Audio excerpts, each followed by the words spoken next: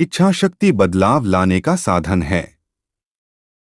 आपने यदि मिट्टी को फूलदानी का आकार दे दिया है और उसे भट्टी में पका भी दिया है और अब आप उसे एक ट्रे का आकार देना चाहते हैं, तो आप ऐसा नहीं कर सकते।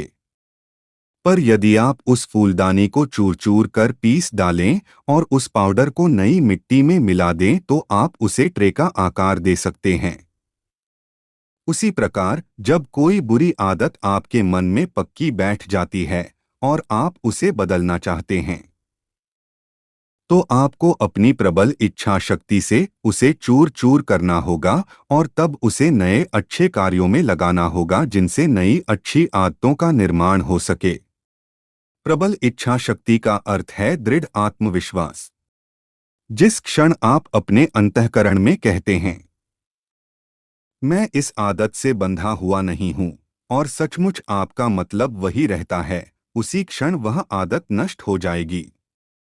अपने अंतर में झांको और अपनी प्रमुख विशेषताओं को पहचानो। कुछ लोगों को लिखना अच्छा लगता है, तो कुछ लोगों को संगीत की धुनें बनाना या नृत्य करना। कुछ अन्य लोगों को आर्थिक और वित्तीय कार्यों में आनंद आता है, इत्यादि। दुर्भाग्यवश कुछ लोगों को टाइम्स गपशप और दूसरों की निंदा करने में मजा आता है, और कुछ लोगों को लड़ने झगड़ने में।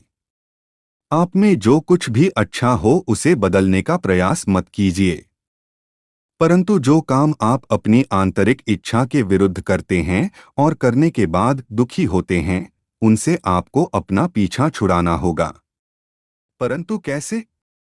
आंतरिक आत्मविश्वास के साथ मन ही मन कहें, मैं बदल सकता हूं। बदलने के लिए आवश्यक इच्छा शक्ति मुझ में है। मैं बदल कर रहूंगा। इस विचार को दिन भर मन में रखें और उसे अपने साथ निद्रा के अवचेतन प्रदेश में ले जावें, वन ध्यान के अधिचेतन प्रदेश में भी।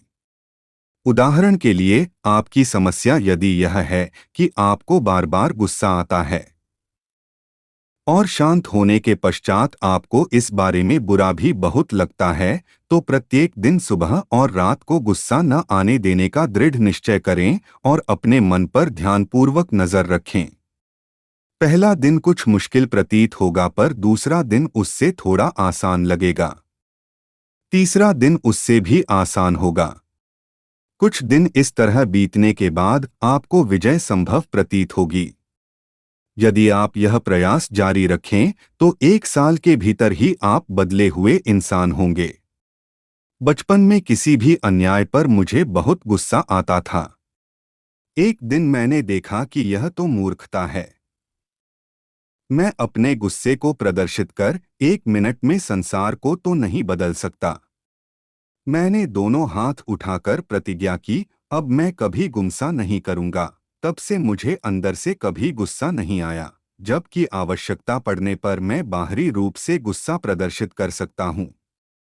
जब मैं लगभग 20 साल पहले अमेरिका आया, तब मैंने देखा कि यहाँ हर कोई कॉफी पीता है, इसलिए मैंने भी पहली बार यहाँ कॉफी पीकर देखी और धीरे धीरे मुझे वह अच्छी भी लगने लगी।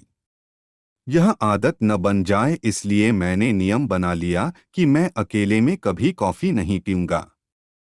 फिर भी इतने अधिक निमंत्रण मिलते रहते थे कि मैंने पाया कि मैं सदा ही कॉफी पीता रहता हूँ।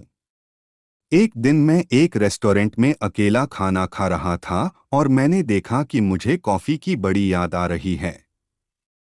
मैंने सोचा, तो तुमने मुझे जकड़ ही लिया। ठीक है। अलविदा है कॉफी की आदत। उसी के साथ उस आदत का अंत हो गया।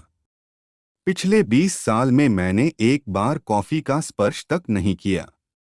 अभी कल रात को ही कुछ दोस्तों ने मुझे कॉफी दी। उसका स्वाद तो ठीक ही लगा, परंतु उसे पीने की इच्छा कभी मेरे मन को लुभा नहीं सकती।